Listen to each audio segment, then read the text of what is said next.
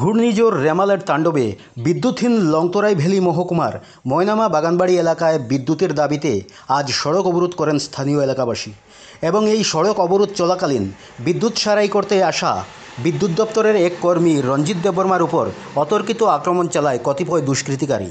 এতে গুরুতর আহত হন রঞ্জিত দেববর্মা।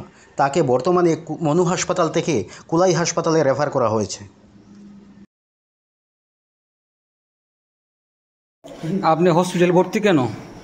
ওই ময়নামা বাগানবাড়ি বৈরবতলির সামনে আর কি, যেন আমি আইসি কারেন্ট ঠিক করতে আইছি।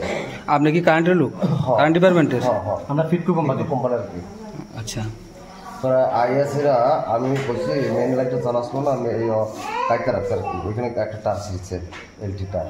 এরপরে কয় এটা দেখতে কয়া হেরাই কইছে, পরে দেখতে কয়ে জামু কয়ে হেরে লয়ে গেছে, অল্প মতন লয়ে গেছে।